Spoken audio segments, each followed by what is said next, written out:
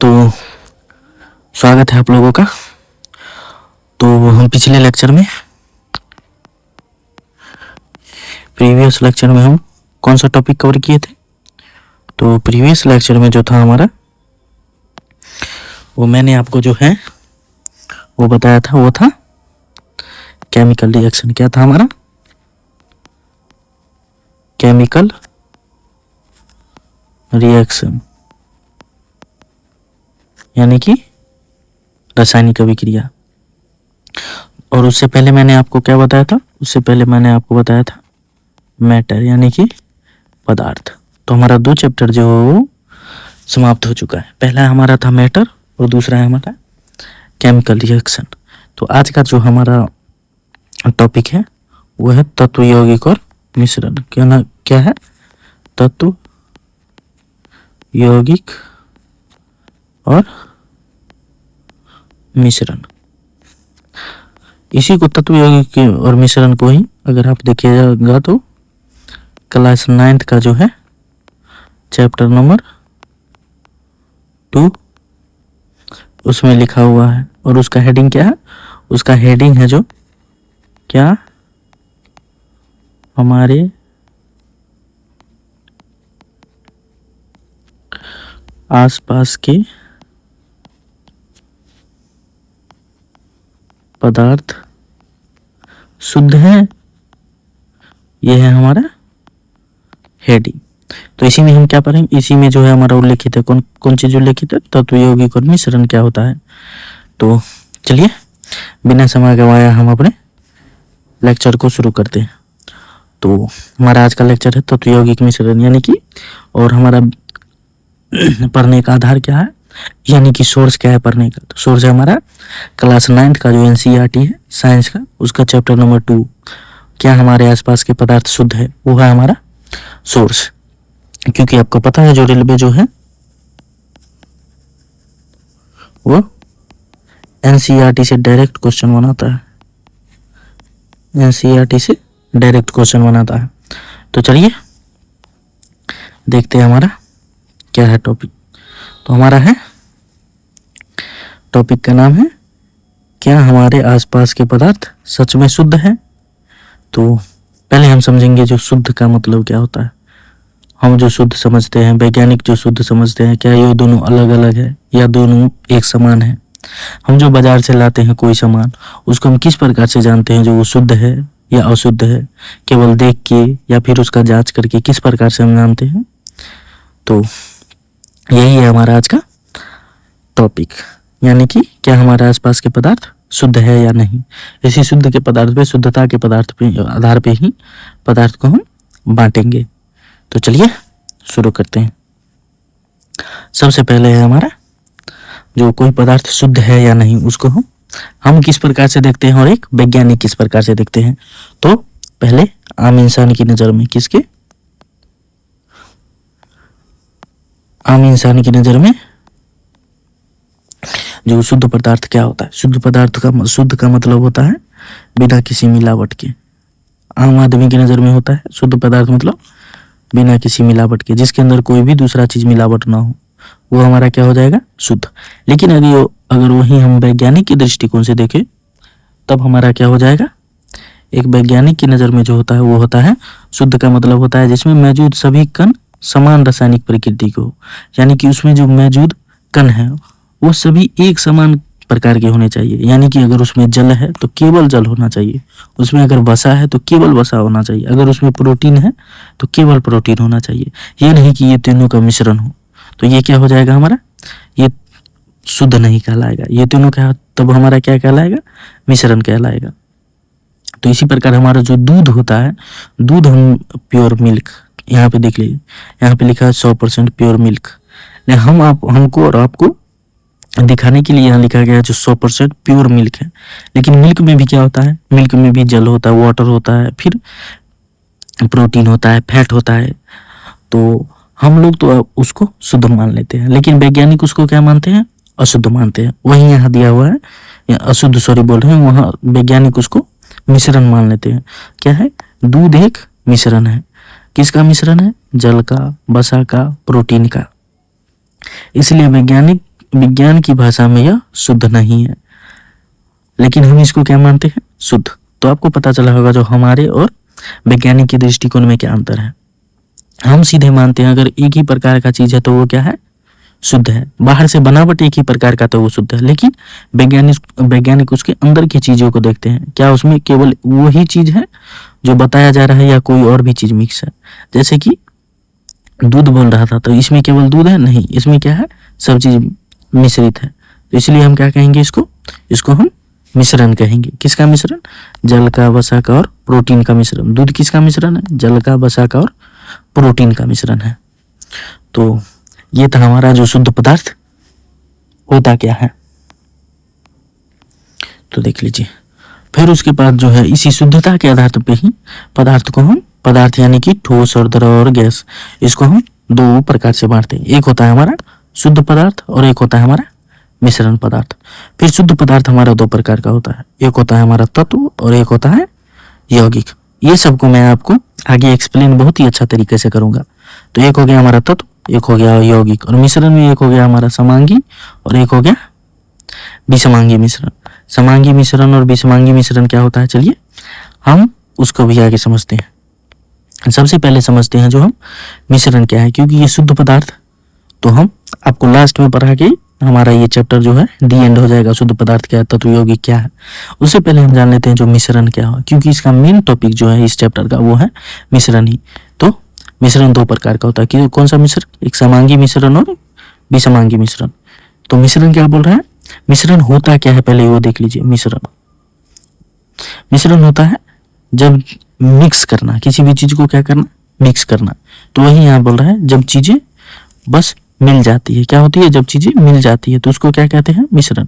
और अगर केमिस्ट्री की भाषा में बोलिएगा तो वो होता है एक या एक से अधिक शुद्ध तत्व या यौगिक से मिलकर बना पदार्थ जिसका कोई निश्चित अनुपात नहीं होता।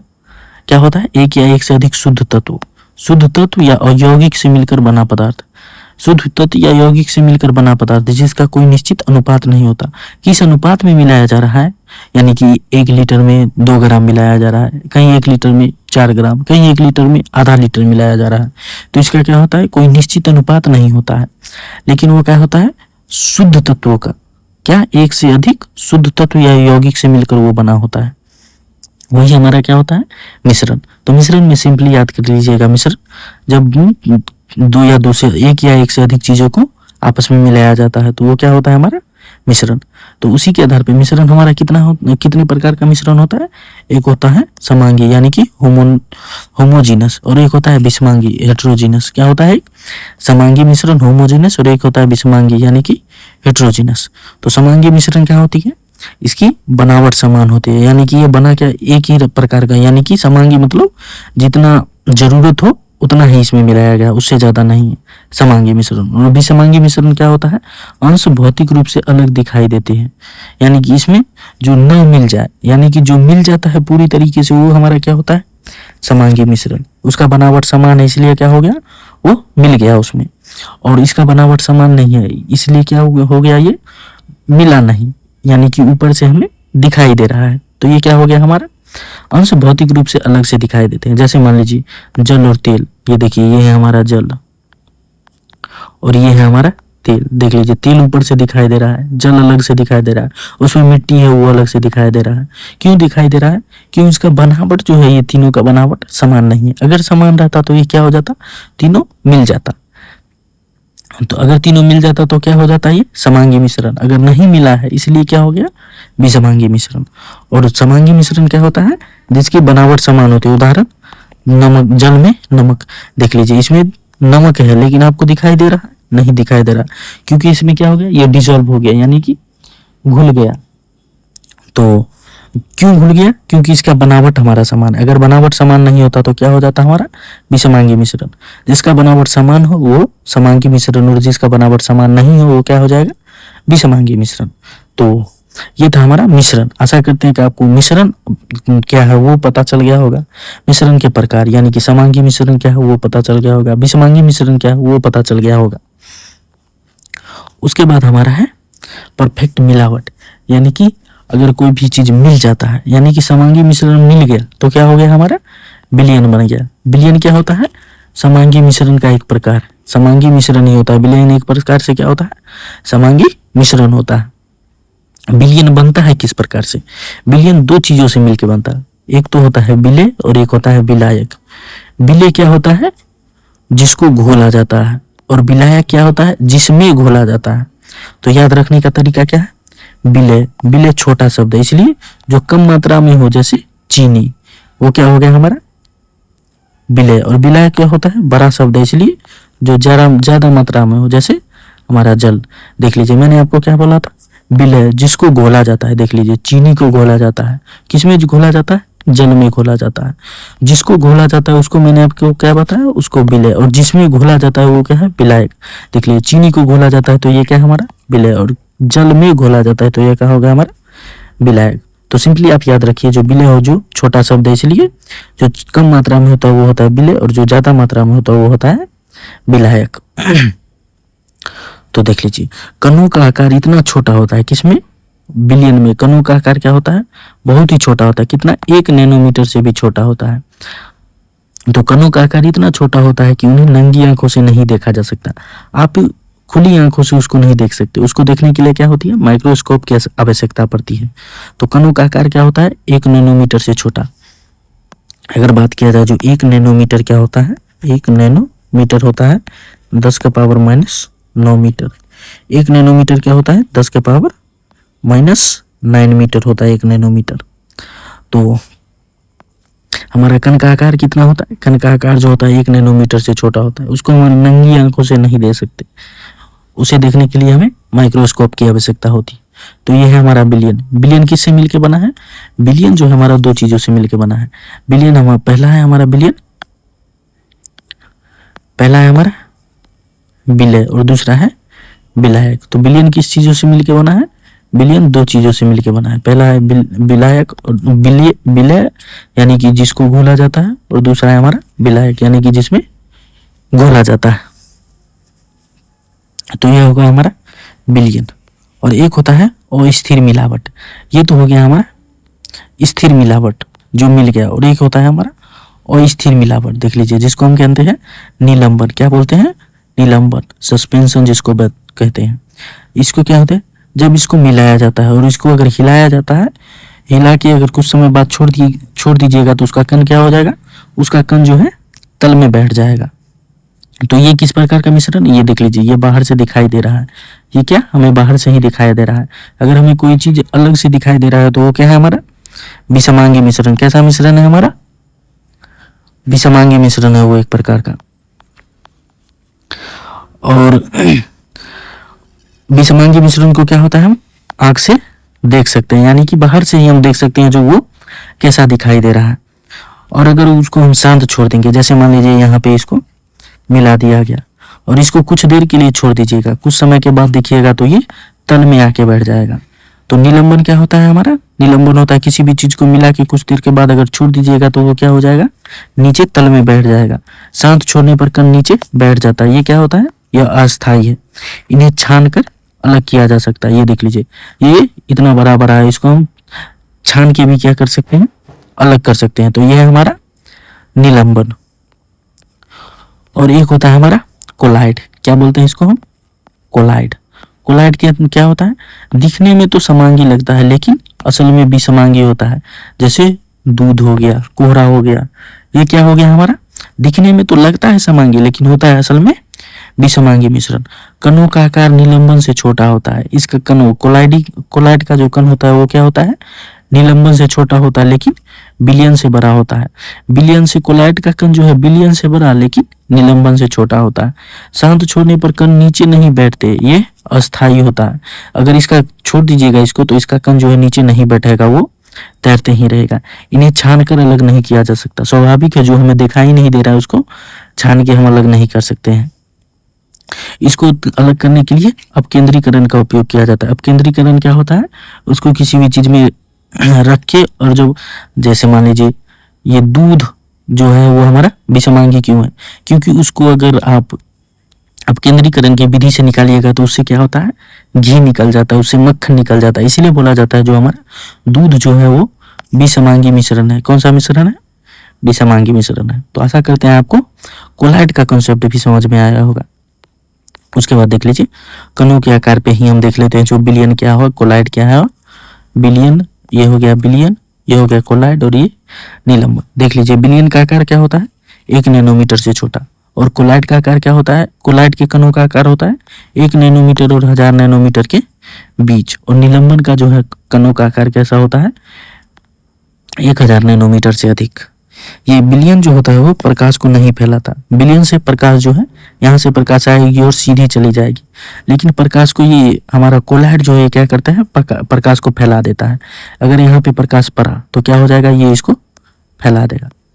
यही अगर हमारा प्रकाश जो है फैल जाता है तो इसी को हम क्या कहते हैं, इसी को हम कहते हैं टिंडल प्रभाव। टिंडल प्रभाव क्या होता है, जब कोलाइडी बिलियन से हम प्रकाश को गुजारते हैं तो प्रकाश को वो क्या करती है फैला देती है, इसी को हम क्या कहते हैं टिंडल प्रभाव।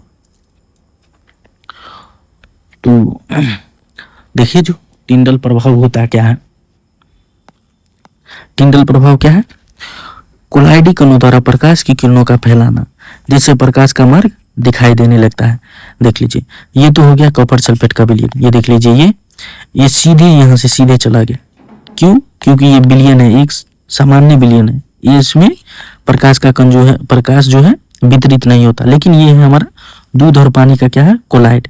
यहाँ से देखिए यहाँ से तो आया, लेकिन ये धीरे धीरे क्या हो गया, देख लीजिए यहाँ से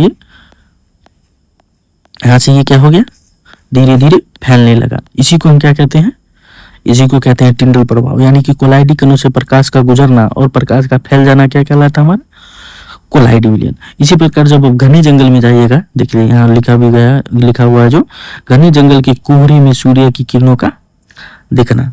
अगर घने जंगल में जाइएगा तो सूर्य की किरण जो आपको नीचे में दिखाई देगा। जैसे आप अमेज़न जंगल में चले जाइए, वहां अगर जाइएगा तो बहुत ही सघन जंगल है वहाँ, इसलिए वहाँ का जो कण होता है, वहाँ जो जंगल के नीचे जो होता है वो प्रकाश नहीं पहुंच पाता। क्यों नहीं पहुंच पाता है, क्योंकि वहाँ टिंडल प्रभाव कम होता है। जहाँ टिंडल प्रभाव अधिक होता है वहाँ क्या होता है, वहां से हमारा प्रकाश का कण जो है वो धीरे धीरे पहुंचने लगता है। तो टिंडल प्रभाव क्या होता है, टिंडल प्रभाव होता है प्रकाश का कण से होकर विचलित हो जाना, यानी कि प्रकाश का कण से होकर प्रकाश का कोलाइडी कणों द्वारा फैल जाना। तो ये क्या हो गया हमारा टिंडल प्रभाव। तो ये देख लीजिए मिश्रण का सार एक प्रकार से बिलियन, कोलाइडी और निलंबन क्या होता है। देख लीजिए ये बिलियन, ये है बिलियन, ये है कोलाइड, ये है निलंबन। बिलियन ये हमारा बिलियन किस प्रकार का मिश्रण था, वो समांगी मिश्रण है, और कोलाइड विसमांगी, और निलंबन भी विसमांगी मिश्रण है। बिलियन का कण क्या होता था 1 नैनोमीटर से छोटा होता था, यानी कि ये बहुत छोटे हैं। और कोलाइड का कण कितना हो जाता 10 नैनोमीटर से 1000 नैनोमीटर के बीच होता था, ये मध्यम में आ जाता है। और निलंबन का कण जो है वो 1000 नैनोमीटर से अधिक होता है।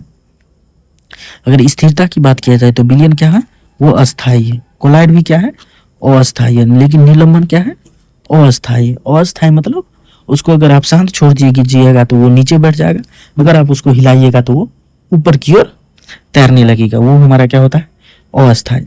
देख लीजिए तो इस तीनों में से किस में टिंडल प्रभाव होता है, क्या हमारा बिलियन में टिंडल प्रभाव होता है, नहीं। क्या कोलाइड में होता है, जी, केवल कोलाइड में ही हमारा क्या होता है टिंडल प्रभाव होता है। और निलंबन में भी होता है। निलंबन में भी कब होता है, जब तक कण नीचे न बैठे। यानी कि अगर आप हिला लीजिए, निलंबन को हिला दीजिए जिससे कण ऊपर आ जाएगा तो क्या होगा, उस समय तो टिंडल प्रभाव प्रदर्शित होगा। लेकिन अगर कण नीचे बैठ गया तो क्या हो जाएगा, टिंडल प्रभाव नहीं दिखाएगा। इसलिए बोला जाता है हाँ ये तो होता है, लेकिन एक कंडीशन है, जब तक नीचे न बैठे कण, क्या हो, नीचे न बैठे, तब तक ही हम इसमें टिंडल प्रभाव दिखाई देगा। तो ये हो गया हमारा मिश्रण, कौन सा, बिलियन, कोलाइड और निलंबन। इसके बाद हमारा क्या है, इसके बाद हमारा है बदलाव। मतलब बदलाव यानी कि भौतिक परिवर्तन और रासायनिक परिवर्तन। भौतिक परिवर्तन क्या होता है, केवल अवस्था बदलती है, पहचान नहीं। भौतिक परिवर्तन में क्या होता है, केवल अवस्था बदलती है लेकिन पहचान नहीं। जैसे देख लीजिए ये है हमारा ठोस, इसको जब गर्म कीजिएगा तो ये क्या हो जाएगा, जल बन जाएगा।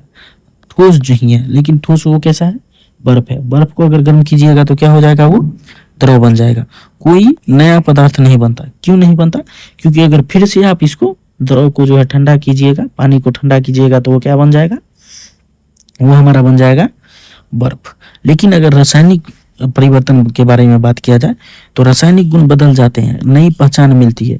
जैसे मान लीजिए इस लकड़ी को जलाया गया, तो अगर ये लकड़ी जल गई तो क्या बनेगी, ये लकड़ी जल जाने के बाद नया पदार्थ बनता है जिसको राख और गैस बनता है। लकड़ी जलने से क्या होती है, राख भी बनती है और गैस भी निकलता है। इसको दोबारा नहीं बनाया जा सकता, राख बन जाता है। क्या राख से हम दोबारा लकड़ी बना सकते हैं, नहीं बना सकते। इसको हम क्या बोलते हैं, इसलिए हम इसको रासायनिक परिवर्तन बोलते हैं। यानी कि इसमें रासायनिक गुण बदल जाता है, नई पहचान मिल जाती है, लेकिन इसमें अस्थायी केवल अवस्था बदलती है, पहचान नहीं। इसमें केवल अवस्था ही इसका जो है, बर्फ का जो है केवल अवस्था बदलता है, लेकिन पहचान इसका नहीं बदलता। ये अब तब भी पानी था लेकिन वो ठोस पानी था, और अब वो लिक्विड पानी है, लेकिन दोनों पानी ही है। इसलिए बोला जाता है रासायनिक परिवर्तन क्या होता है, जो दोबारा न मिले, और भौतिक परिवर्तन होता है जो दोबारा मिल जाए। तो सिंपली ऐसे याद रखिएगा, भौतिक और रासायनिक परिवर्तन। उसके बाद हमारा है तत्व, यानी कि एलिमेंट। शुद्ध पदार्थ में कौन कौन सा था हमारा, शुद्ध पदार्थ में था तत्व और यौगिक।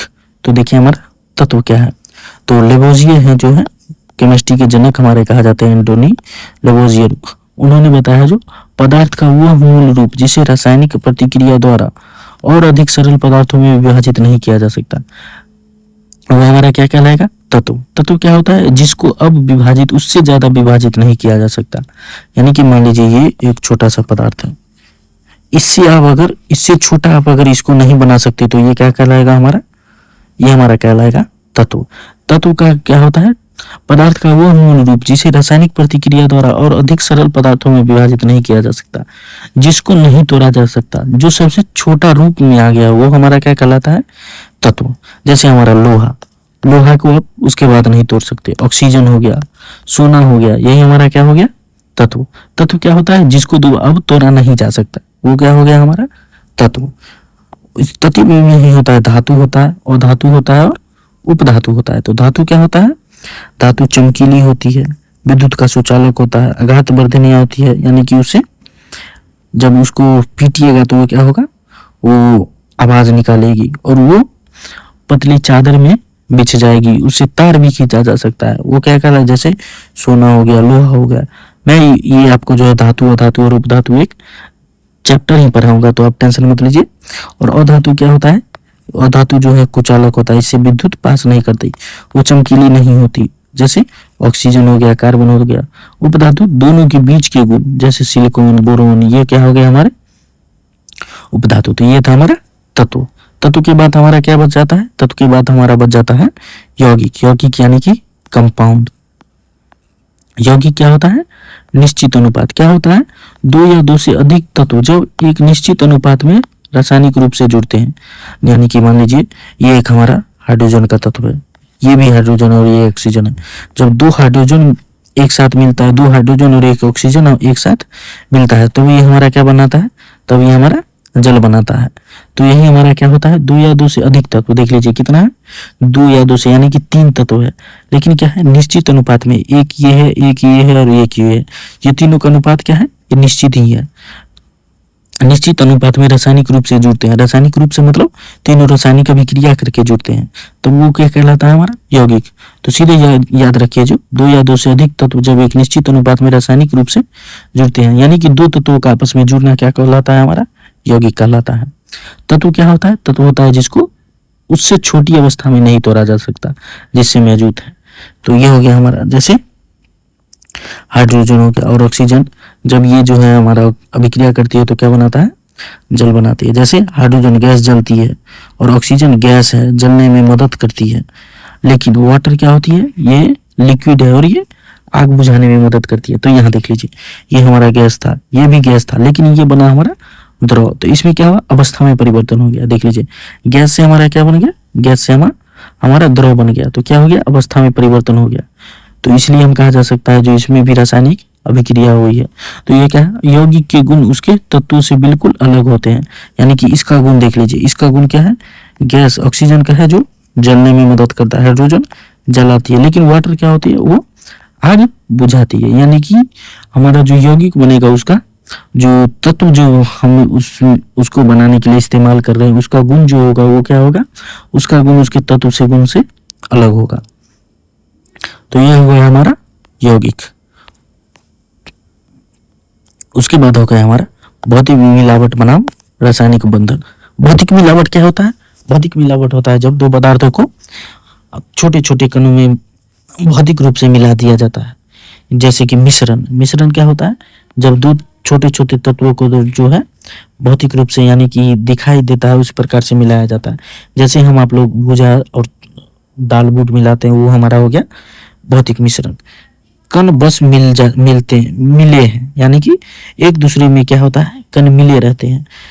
जैसे मान लीजिए एक है लोहा का चुम्बक, एक जो हमारा हो गया, ये हो गया हमारा लोहे का छोटा छोटा कण है, और एक जो हो गया वो लकड़ी का कण है। दोनों को मिला दीजिए और जब उस पे आप चुंबक रखिएगा तो वो क्या करेगा, लोहे के कण को जो है अपनी ओर खींच लेगा और लकड़ी के कण जो है नीचे रह जाएगा। तो ये मिलावट हमारा कैसा मिलावट कहलाएगा? भौतिक मिलावट। भौतिक मिलावट कैसा होता है?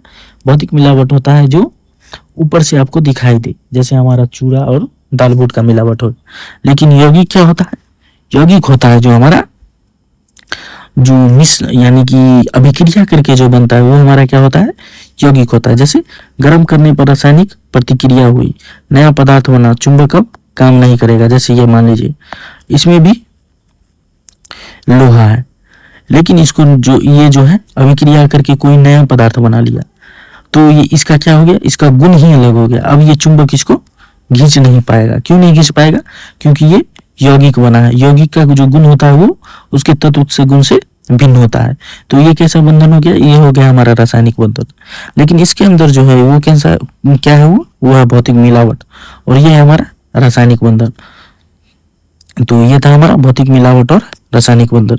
तो हमारा निष्कर्ष क्या निकलता है? निष्कर्ष निकलता है जो पदार्थ को हम दो भागों में बांट सकते हैं। पहला हमारा शुद्ध पदार्थ और दूसरा है मिश्रण। शुद्ध पदार्थ में एक होता है तत्व और एक होता है यौगिक, और मिश्रण में होता है एक होता है समांगी मिश्रण, एक होता है विषमांगी मिश्रण। समांगी मिश्रण यानी कि बिलियन जैसे कि चीनी प्लस पानी। कण इसका 1 नैनोमीटर से छोटा होता है। एक समान होना चाहिए, यानी कि इसका जो है चीनी और पानी ये दोनों का जो है गुण क्या है? एक समान, इसलिए ये दोनों मिल जाता है। विषमांगी मिश्रण भी होता है दो प्रकार का, एक होता है कोलाइडी और एक होता है निलंबन। कोलाइडी जैसे कि दूध में क्या होता है? हमारा टिंडल प्रभाव होता है। मिट्टी प्लस पानी ये हो गया निलंबन। कण नीचे बैठ जाता है, यानी कि ये अस्थायी होता है। जब इसको हिलाते हैं तो क्या होता है? कण ऊपर आ जाते हैं, और जब इसको छोड़ दिया जाता है तो कण नीचे चला जाता है। यौगिक क्या होता है? यौगिक होता है हमारा जल और नमक। जैसे कि जब हम दो तत्वों को मिलाते हैं तब जो हमारा नया पदार्थ बनता है वो क्या होता है? हमारा यौगिक। और तत्व क्या है? जिसको हम उससे छोटी अवस्था में नहीं तोड़ सकते, जिसमें वो मौजूद है। यानी कि ये हमारा हाइड्रोजन है, तो हाइड्रोजन की उससे छोटी अवस्था में और नहीं तोड़ा जा सकता। तो ये हो गया हमारा तत्व। तो ये था हमारा तत्व, यौगिक और मिश्रण। तो आशा करते हैं कि आपको जो है ये लेक्चर अच्छा लगा होगा। तो थैंक यू। मिलते हैं हम आपसे नेक्स्ट लेक्चर में। तब तक के लिए इस चैनल पे अपना प्यार